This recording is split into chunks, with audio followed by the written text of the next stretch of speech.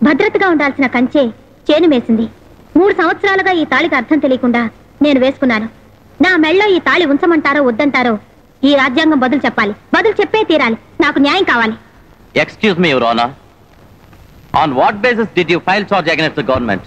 అందరి ప్రజలకు భద్రత కల్పించడం రాజ్యాంగ ధర్మం. అందుకే నేను రాజ్యాంగాన్ని అడుగుతున్నాను. ఇలా చూడమ్మా, ప్రజలకు రక్షణ కల్పించడానికే కదా ప్రభుత్వం పోలీస్ శాఖను నియమించింది. అందువల్ల నువ్వు రిపోర్ట్ ఇవ్వాల్సిన చోటు పోలీస్ స్టేషనే కదా.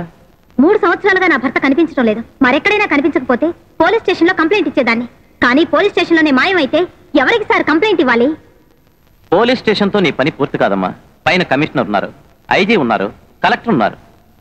కింద వాళ్ళంతా ధైర్యంగా తప్పు చేస్తున్నారంటే పై వాళ్ళు కూడా సరిగ్గా లేరనేగా అర్థం. 3 సంవత్సరాలుగా నువ్వు ఈ బాధను భరిస్తున్నావు. ఆ బాధ వల్ల ఇప్పుడు ఇంత తొందరపడుతున్నావు.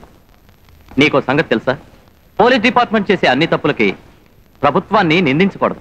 పోలీస్ అధికారుల సాధనకు బంగారు పథకాలు అభినందించే గవర్నమెంట్ వాళ్ళు తప్పు చేస్తే మాత్రం ఎందుకు సార్ అడగడం లేదు? ఈ రాజ్యాంగంలో నేరాలు తగ్గాయి, కూలీలు హత్యలు దొంగతనాలు తగ్గాయని పేపర్లో పేజీలు వేయించుకునే రాజ్యాంగం వాళ్ళు తప్పు చేస్తే మాత్రం ఎందుకు సార్ బాధ్యత తీసుకోదు?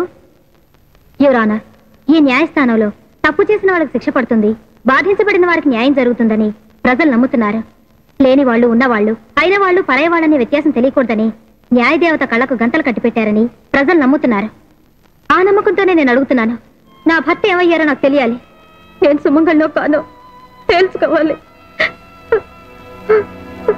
బాధించబడిన ఈ అమ్మాయి గత 3 సంవత్సరాలుగా వితంతువ సుమంగళ అనేటి తీరని మనస్సంఘర్షణలో ఉన్నది. వాళ్ళ ఆయన రక్షక నిలయంలో కనిపించకుండా పోయారు. అమలు కాని న్యాయం ప్రజలను సంరక్షించలేదు.